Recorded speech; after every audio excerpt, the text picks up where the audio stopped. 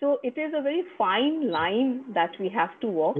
But I would say communication, and communication is not about what you say. Communication is about making the child feel that no matter what I do or what I say, though it will be to the dislike or unacceptable for my parents, but they will listen. My voice matters. This is what you have to make the person feel, and it has to be worked on really, really regularly. Otherwise, it will not happen. Thank you, Naresh Gupta ji. Haji, good evening. Please go ahead. Good evening, Father. Thanks for the enlightenment. Very well spoken and begin the evening. Thanks, Indrani. You spoke extremely well, and it was really, really good. Now, my question is a different one. This pandemic has told us to stay fit, to stay healthy, to have more immunity. We all are pushing our children and ourselves with a vitamin C and a zinc COVID and something or other.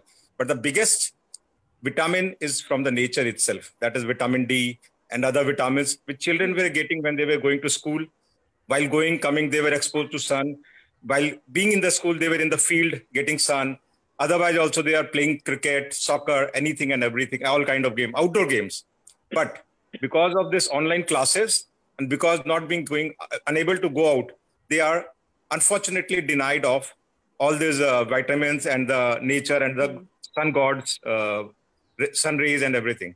So how do we keep these children sporty, healthy, and what should be done to keep them very healthy in terms of a nature's gift, which we are giving just artificially in terms of tablets? Right. What should be done? You see, sir, what we need to do is, of course, I don't know how amenable teenagers are, because to my little knowledge, these days teenagers, they stay awake half the night and they sleep in the morning. And of course, they have to get up and do their classes. So that is very difficult. But what we can do is, if we can have some kind of a regime, because even if there are online classes, it of course differs from school to school. But if I speak about my school, we do not have more than 4 classes or 5 classes a day. So the rest of the day is there. So some regime needs to be worked out. In particular, we have to take advantage of Saturday and Sunday. I'm sure there are balconies. I'm sure there are terraces, even if they're not being able to go to the park. But these can be made use of, and they have to work out a regime for themselves, whatever suits them. Again, I will say it's not one fit all. It depends from, it's different from a person to person. But I think parents should insist that some amount of, physical exercise is required. Whichever way they want to do it, that you can mandate. Actually, I didn't mention because I was dealing with the new normal. You see, certain ground rules have to be put in place.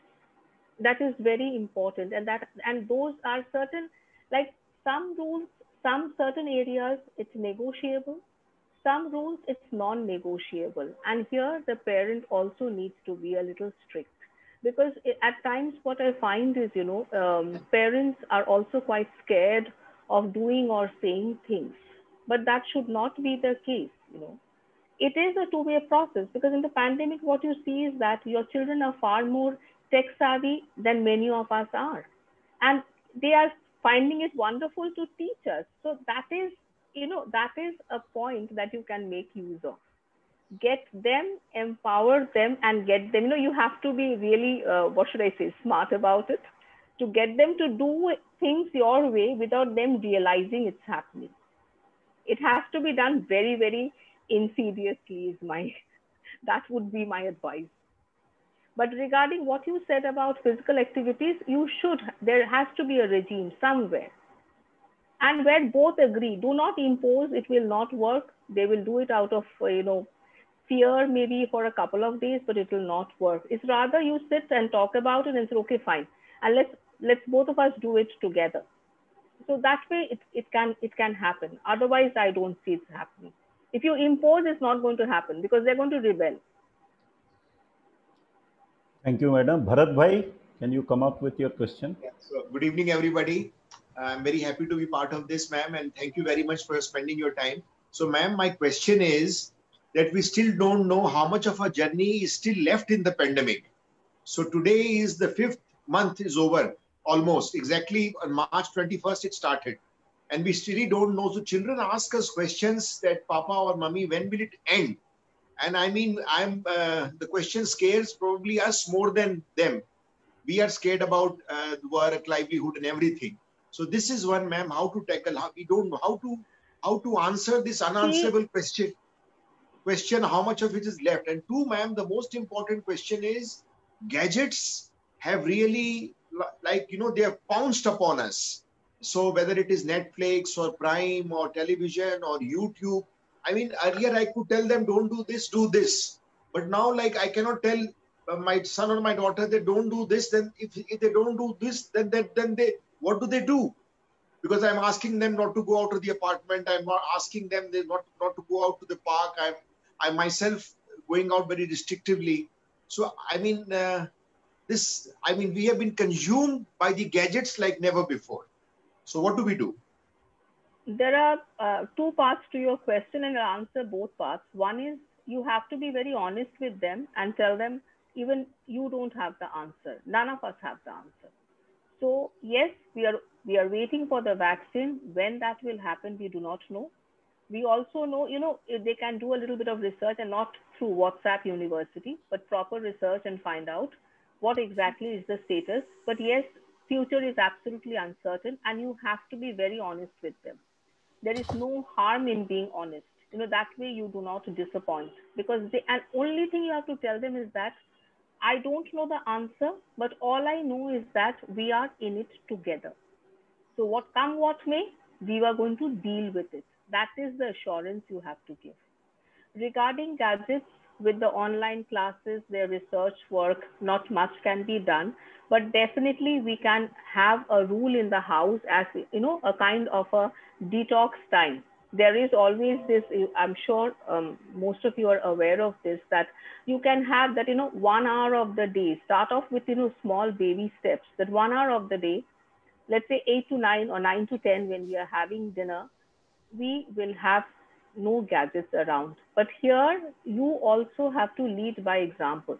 You cannot expect children not to use gadgets. You're telling them, yet you are doing it. They will not be on their phone, but you are looking at your phone. No matter, even if it's business, you just have to put it aside. So you have to lead by example, and that is how slowly you have to, every day there must be some allotted time where nobody is handling the gadget. Nobody means nobody in the house. It's not just a rule for them and not for the adults. That never works. It has to be a rule where everybody follows, and where if you touch your phone, they will also tick you off that no, it's not doing. So that is what you have to establish. Madam, on a bold note, will we all need psychological assessment when the pandemic ends? I mean, may I boldly ask, do we all have to go to a psychiatrist once it ends to really know that we have not gone insane? I mean, I'm feeling like booking an appointment now.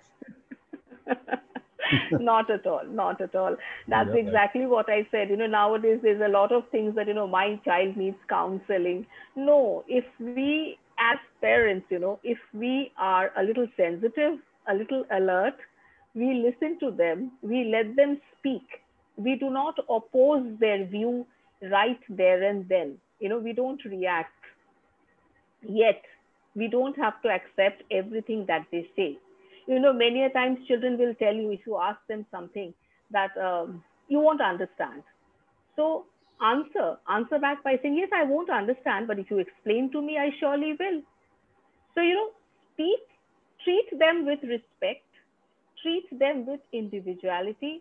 They will respond.